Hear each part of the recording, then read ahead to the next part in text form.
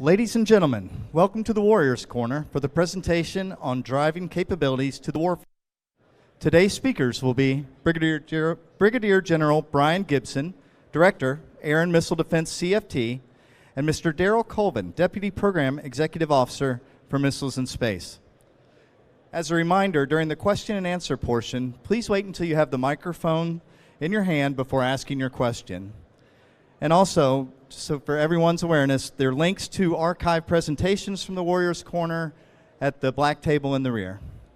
At this time, let's welcome Brigadier General Gibson and Mr. Coleban. Thanks. All right, well, good morning, everybody. Hopefully you can hear me. And I apologize, I'm not a Washington Nationals fan, but I probably should be after last night. And I'm not a Green Bay Packers fan. I probably should be after last night. So if you had any of those two things that you had in your history last night to watch, they were awesome to watch. And I think you saw two great examples of what winning looks like. And you've probably heard from our secretary, you've probably heard from our chief, you've heard from others that what we do in our Army is we win. And we're in a place now, we're in a critical place now where we must continue to win. It's because of teammates, it's because of partnerships, it's because of industry, it's because of our foreign national partners.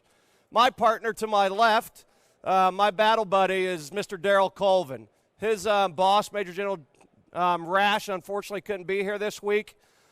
But between the acquisition community and the requirements community, at least in my career, I've never seen an environment where the teamwork comes together between two different organizations with two different responsibilities.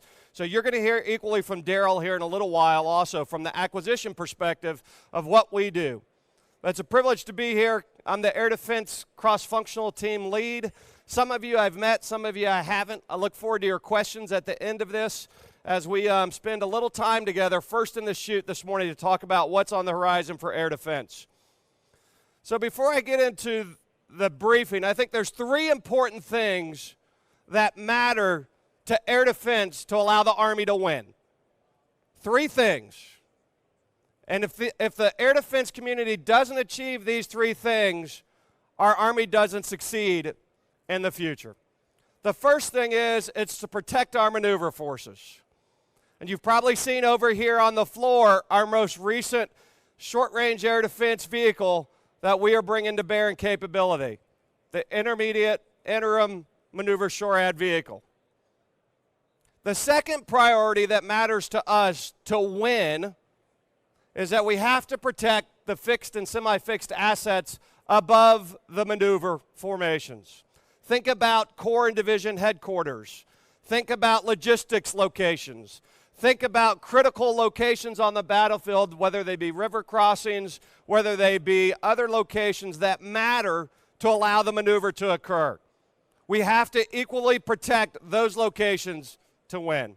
And then lastly, and probably the most important thing that we have to accomplish as a force, is we have to converge our capabilities to create windows of opportunity for the joint force. Army Air Defense is a part of the joint force, just like every other capability in our Army. But because of our capabilities from space to mud, we operate many times in direct support of our joint partners at echelons at the strategic level and the operational level. So those three things, if we accomplish those, we win, and we allow the Army to succeed in multi-domain operations and large-scale combat operations. So if you could bring up the first chart, please. Inside of our cross-functional team, next slide, please, we have four main lines of effort.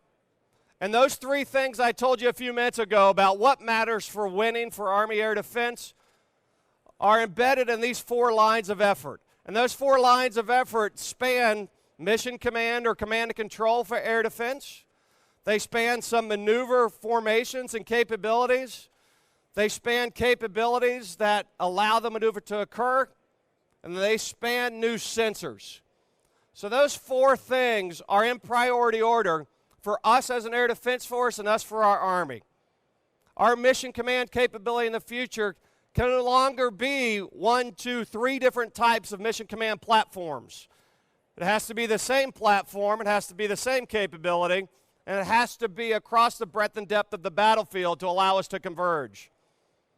The second priority is our maneuver shore adder protecting our maneuver forces. Our adversaries, especially those potentially on the plains of Europe or elsewhere, know that our heavy division forces and our land forces must be protected. And that's why we're bringing back the striker-based variant that you see today. Our third priority on there that you see is the indirect fire protection capability. That's intended to provide the protection above the maneuver formations for a little bit broader range of threats. It's not just about the low and slow things that we expect to occur inside of the tactical formations, but it also, we should be making sure that we employ our capabilities with the best cost and capability ratios that we can, and that allows us to accomplish that in the future.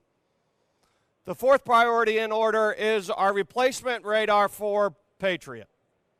This radar will operate at the operational and strategic levels, but most importantly with this radar, and you'll see this as a theme from Darrel and I, not only today, but you'll see it as a theme for air defense, is that no longer are we in the business of building a standalone weapon system. No longer can we afford to build a weapon system that can't talk to anybody else. No longer can we have weapon systems that are tied from the missile to the radar. No longer can we have weapon systems that don't interoperate and integrate across our air defense and our Army and our joint force. So this is a standalone sensor. And this is the first sensor inside of our air defense platform that will allow us to do things differently. When coupled with a mission command system that takes advantage of standalone components and capabilities, you can start operating in much more flexible, distributed, efficient, and effective methods. So then you can pair the best sensor with the best shooter, with the best mission command capability at the right time in the right place. And that's why it's so important in our strategy as we move forward for the Army and for our joint force, is to take a critical eye on those technologies that allow us to do that. And whether it be advanced machine interface type applications in the future, or whether that be a sensor like you see on the bottom of this chart, every place in the future where we seek to achieve success and dominance will be at the component level. Where we can't achieve that, we'll take it back to weapon system as needed. But our first and foremost priority is to get the command and control straight, then plug in capabilities where we need them across the battlefield. Next chart, please. Some of you may have seen this. It's a little bit busy chart, but the purpose of this chart is to demonstrate that your air defense force, your Army, you know this, operates at all echelons, operates from the strategic to the tactical. And there's no silver bullet. There never has been, there never will be. We've sought to try and find silver bullets in the past for all the right reasons. But we've seen that practice has been unaffordable. It can't counter the range of threats across the breadth of the battlefield that you have to counter. So our strategy continues to unfold in a layered and tiered approach. And we'll continue to do that. Whether it be the introduction of advanced capabilities at the tactical leading edge with directed energy that you may see up there on the slide with the 50 kW laser inside of our short-range air defense force in the future. Or whether that may be a little bit more powerful lasers above that point. Or whether it be above that with our existing capabilities that we seek to replace with Patriot and improve with THAAD. They're all brought together, and they have a particular mission, a task, and a purpose that we seek to maximize. So the purpose of this is to, regardless of where we find ourselves on the battlefield, regardless of what our warfighters need, is to be there. It's to be there with the right thing at the right place. It's an exciting time for air defense. I've been doing it a long time, and with much of your help, many friends in the audience, I've never seen such activity inside the air defense portfolio over the past 3 decades of what I see now. And it's because of your effort. We remain a priority for the Army. It matters, but what matters most is we don't stop the momentum. If we stop it now, all of our hard efforts over the especially last 2 years, but over the last 3 decades are in vain. And we're just starting this now. Resources matter, priorities matter, relationships matter with industry. But for us to achieve what we seek to achieve in support of our Army, we've got to continue to get these capabilities to the field. And right now, over the next 2 years, every single one of those capabilities on the previous chart joins the United States Army. Think about that. 4 major activities all simultaneously being introduced to our force. When was the last time that's happened to Army Air Defense? I'll give you a hint, it never has. So that's why I'm excited. That's why I'm passionate about what we do. Because for our Army, air defense absolutely is one of the paths that lead to our future success in multi-domain operations. So that's why today, in many other environments, I'll continue to ask your support. This isn't the finish. This is the start. That's only increment 1, increment 2, initial capability. There will be more. But that's a necessary first step as we move forward, as we go into achieving the capabilities in the future. So with that, I'd like to turn it over to Darrel to take us through a little bit more on the acquisition side. And then we'd be happy to answer your questions you have at the end. So Darrel, please. So I'm going to focus on 2 things in our discussion. One is the relationships that we have. So our relationship with the AMD CFT, the Army Futures Command, relative to modernization is key to everything we do. It's about that teamwork. I'm going to talk about one signature system that General Gibson laid out for you. Talk about its success story at the speed of relevance, which I define as at the speed of the soldier, from concept to warfighting capability in the hands of the warfighter. I'm going to talk through that with the initial MSHORAD concept that you've seen on the floor over here. The other piece I want to talk about is how we realign, take that one step further, realign the capabilities that our partners have prioritized amongst those 31 signature systems across the PEO's portfolio to be much more responsive, to be much more flexible, to break down the barriers of integration and interoperability and provide the warfighter what they need at the speed of the soldier. Go ahead, next chart. What's interesting is I've got one of my mentors and an individual that I look up to and respect is the Honorable Kevin Fahey, who's the Assistant Secretary of Defense for Acquisition. Mr. Fahey's trained me and told me for years, Darrel, it's all about the acquisition piece. If you have a requirement, funding, and decisions, acquisition can do anything.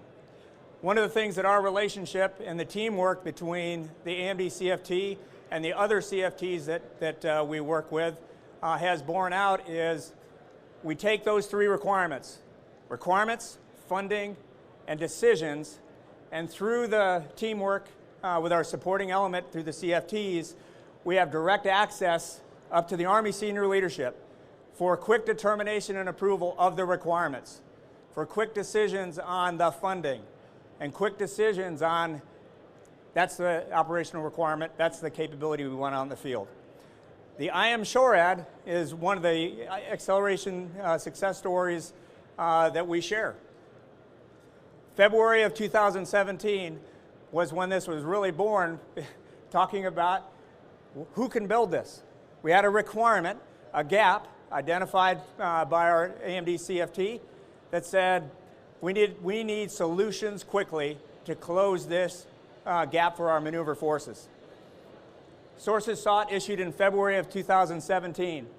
And you can read across and look at the timelines, but look at the time from sources sought, which was what can industry do for us, to the down select in the June timeframe of 2018 and contract award, subsequent contract award in September of 2018. I'm happy to say that all the vehicles right now are in play, ready for test. You saw one over here on display. We have one at Redstone Arsenal that entered testing last week. It was delivered. We're ready to go.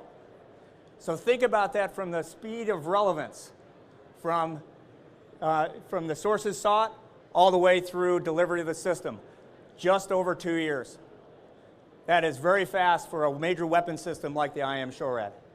So our lesson learned, we engaged with industry early. I started the process. I was in the initial meeting with our acquisition senior leadership on can we do a demonstration? Can we ask industry to bring what they have within their capacities and demonstrate capabilities for the maneuver force against certain threat sets? That proof of principle and that experimentation and testing led to industry partnerships, communications that were two-way, which were critical in order to resolve issues up front, solve problems, because that's one thing that we pride ourselves on with this relationship. It's all about the solutions. So we didn't let any one issue slow us down. And we were willing to trade. We were willing to look at the trade space, look at the operational risks and say we can assume those drive. So it was a continuous discussion of requirements, capabilities, and technical solutions. We didn't get locked down into one solution mentality. When we did the initial demonstrations out of White Sands, we asked industry to bring whatever they could. And we had a lot of different solutions that we were able to look at.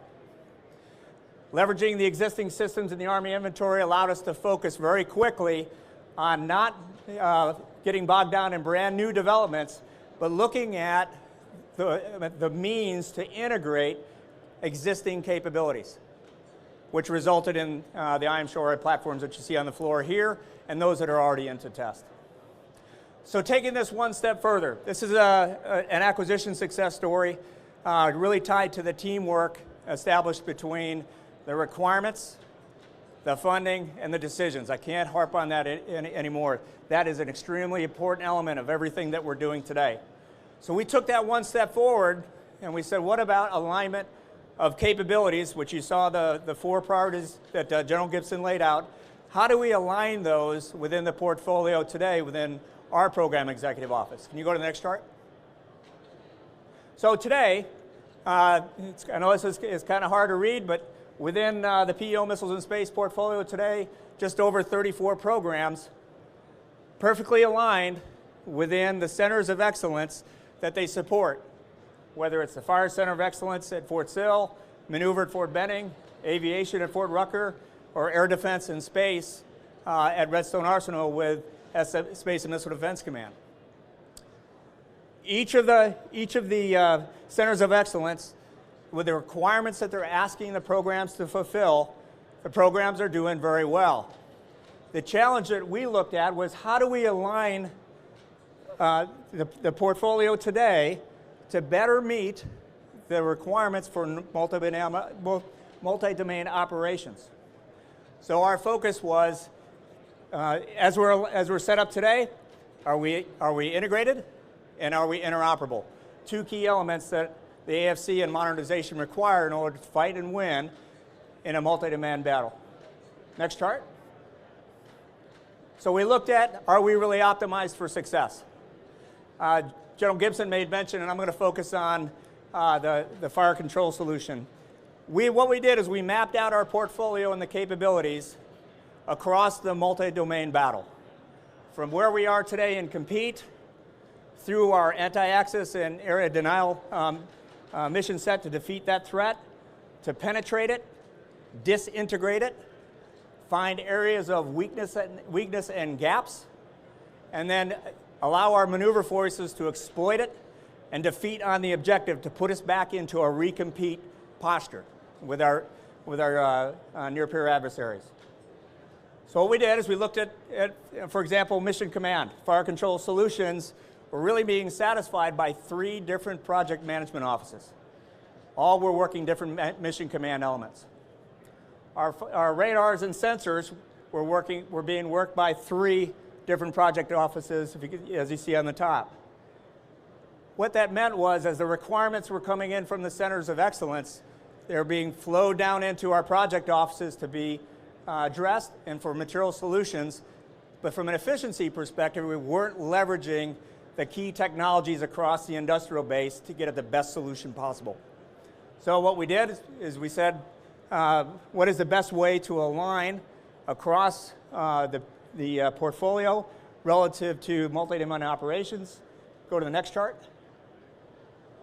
And what we found out was if we align, for example, fires, radars, and sensors, a single commodity manager, project manager, to manage fires, radars, and sensors across the MDO battle space, we can be much more flexible, efficient, and responsive to the warfighter, looking at those solutions that can detect, identify, classify, and discriminate, rather than having individual standalone sensors to complete that. We can look at what technologies can we apply to our sensor base in order to be most effective. Same thing with integrated fires and mission command. One mission command providing the fire control solution.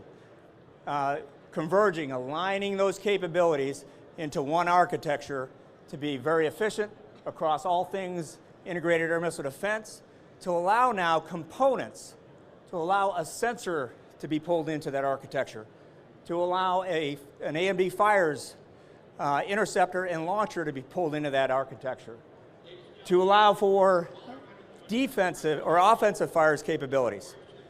So as we laid this out, what we found was by going through the alignment of these capabilities in accordance with the multi-domain operations, we're able to start laying the foundation to solve the problem. That's what the AFC is all about. Army Futures Command is really driving solutions. The solution to solving the problem of alignment of capabilities to achieve desired outcomes across warfighter functions and multiple domains is finding that architecture that aligns offensive and defensive fires on the battlefield. What a game changer relative to integration and interoperability, not only for the U.S. systems, the Army systems, but for the joint systems on the battlefield as well. Next chart. So at the end of the day, what we've done is we really haven't changed the product lines. The products are the commodities fulfilling the capability sets. What we did is we realigned, or are looking at realigning those products with those capabilities into fires, radars, and sensors, the mission command elements, air missile defense fires, operations and strategic fires, and then aviation and ground fires. Integrating and interoperating offensive and defensive fires capabilities. So I appreciate the time to address you today. General Gibson and I will open it up for questions. Okay, thanks, Darrel.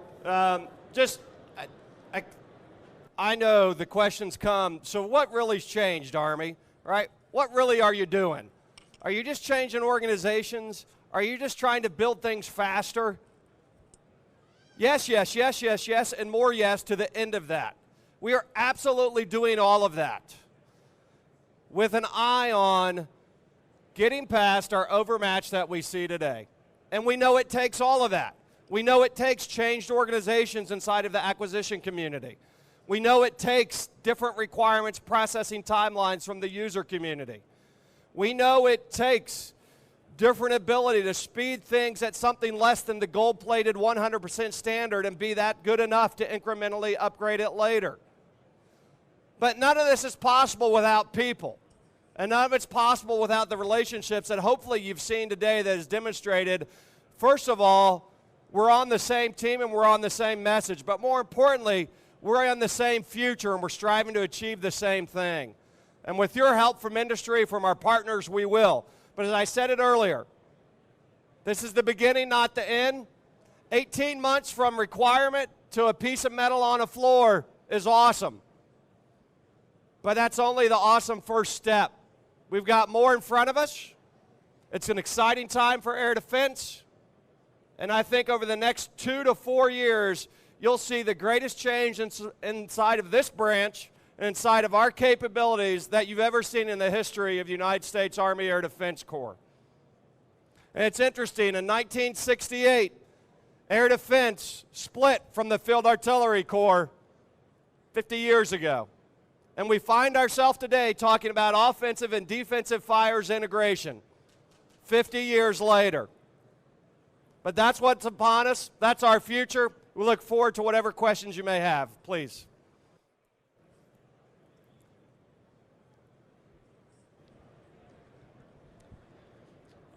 Sir, as the Army turns to optimize for great power competition, a number of countries, including China, have demonstrated the ability to take out their own satellites in space. Clearly, our air and missile defense and a whole array of other systems depend upon these space-based sensors. What does the portfolio look like for defending the space-based sensor layer? So there are lots of, and it's just not the one country you mentioned. You rightfully point out that space is the frontier that we must defend, we must protect, we must modernize for not only our success, but the success of our partners. It's more than a single capability. It's a combination of capabilities, whether those be upgraded and modernized new satellites, whether that be increased capabilities on the Army Air Defense defensive side of life. The Joint Force has a big part to play in this for capability development as well, but it's the combination of all of those things put together that achieve you something different than what we have today. You often hear our leadership speak of space and cyber are the domains no longer of ours alone, and probably where the first shot is fired in our future fight. So we are keen on our capabilities for getting after the advanced threats. That's one of them. There are several others.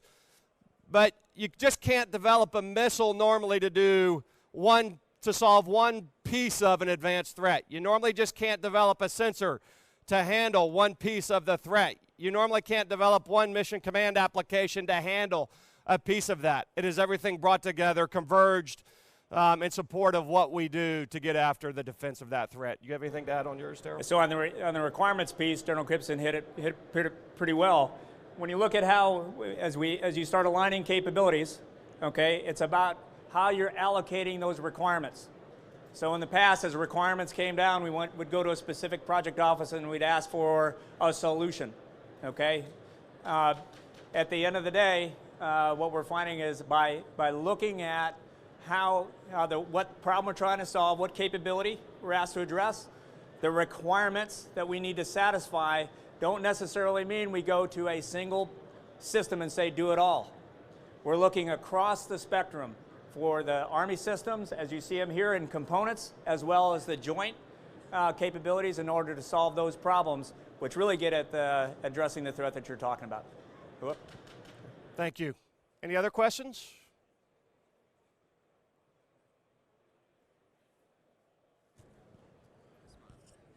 Hey, sir. So in looking towards the future and looking at, competing with near-peer adversaries, one of the things that the U.S. kind of lags behind is EW. And, we look at like some of our near-peer adversaries and they're completely integrated. And while, I see, this integration of like fires and stuff being great, where are we at as far as EW and what is the concern with that? So EW is absolutely essential to account for, to integrate, and not only at the platform level, but organizationally above that, for not only air defense, but for our Army. As an example, inside the air defense portfolio, what we're doing, we are very attuned to in our future requirements for onboard capability to operate in the EW environment. And that matters at the platform level significantly, where perhaps it wasn't as unique a requirement in the past. But it's not just being able to defend, operate, compete in that environment at the platform level. You've got to have the ability to, on the intelligence side of life and also on the maneuver side of life, to be able to share information so you can enable the competition to occur at the platform level. So for air defense, inside of our new sensors specifically, we are absolutely focused on what it takes to operate in that space. And sometimes it may be more power. Sometimes it may be operating differently. Sometimes it may be don't turn your radars on, right? It's about getting the information from others so you can take advantage of your converged capabilities versus having the inherent disadvantages perhaps at the individual platform level that aren't converged. Any comments on it? Yeah, so we look at it not just from an EW perspective. We're looking at the ability to operate in denied environments.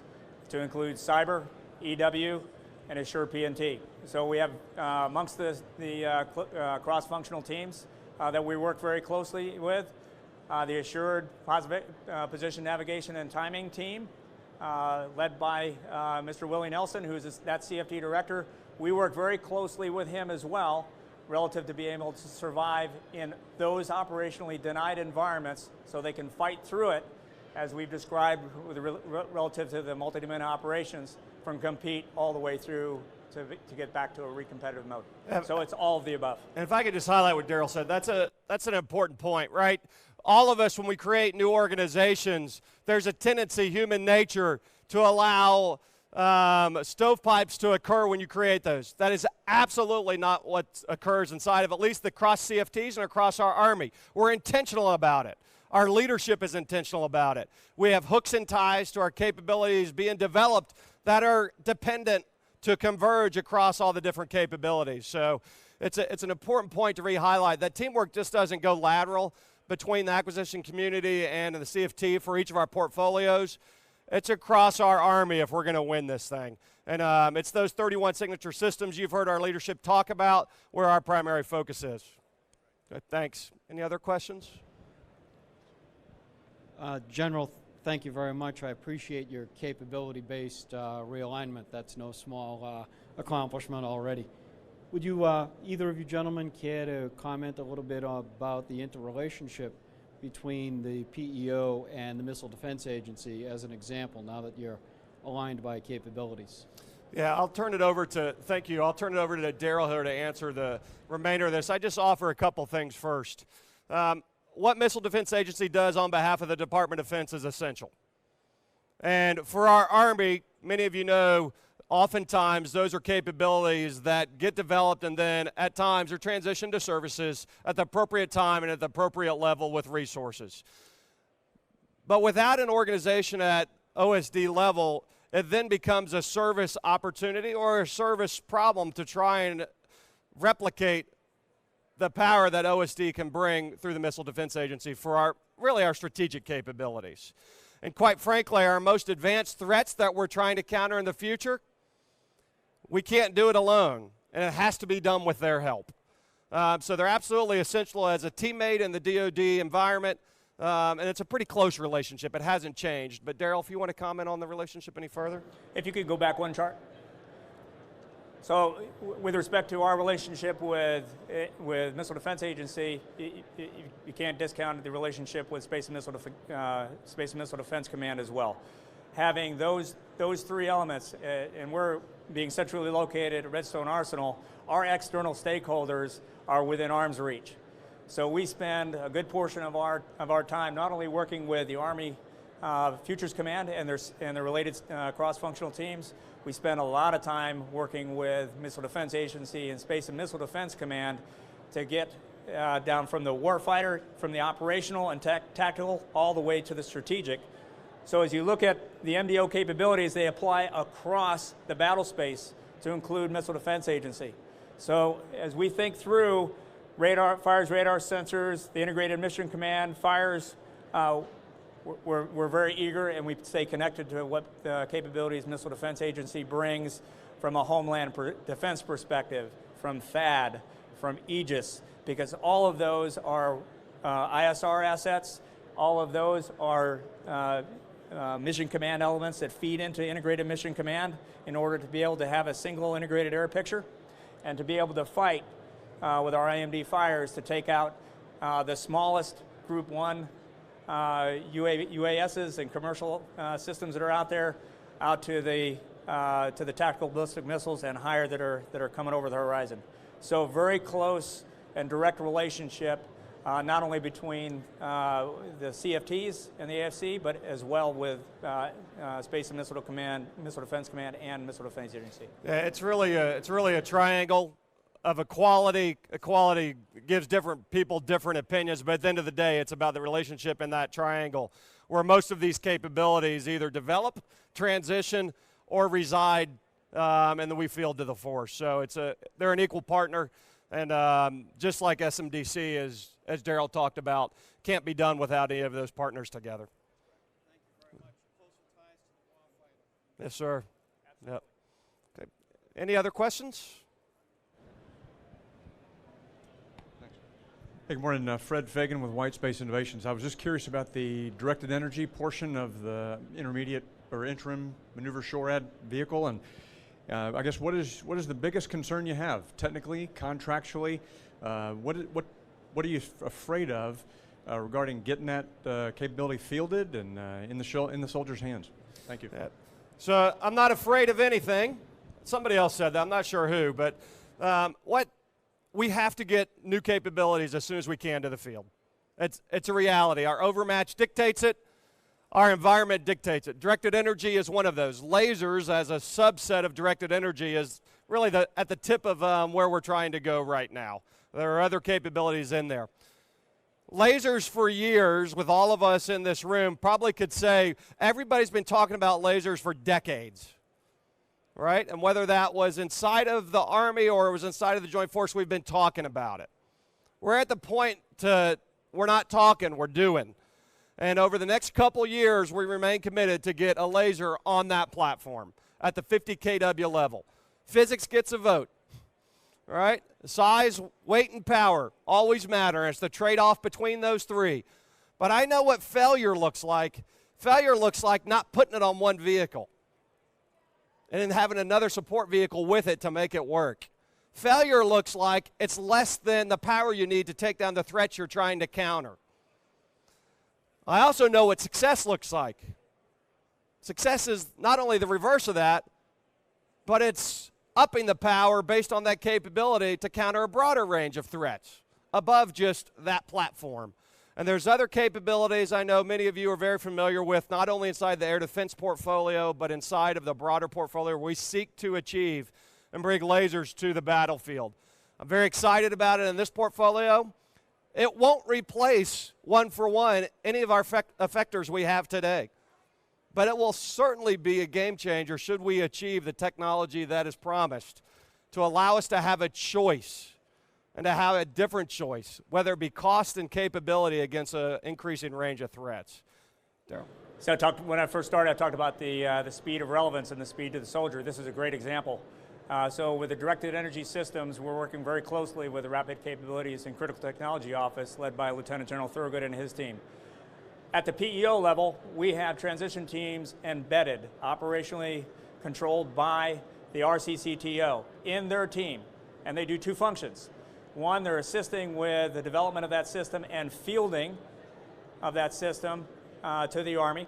The second is they're thinking through all the steps to transition that technology and that effort into an Office of Primary Responsibility within PEO Missiles and Space, so we can continue through the developmental aspects and work all the abilities associated with fielding that to the Army in quantity.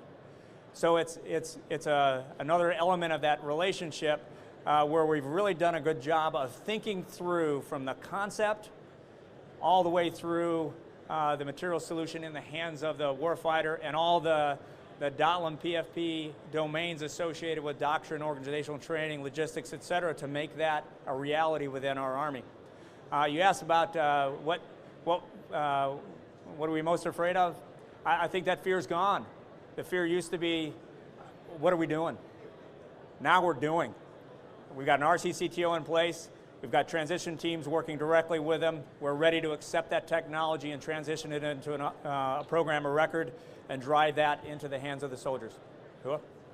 Okay, we're about out of time. I just want to say thank you as we end this.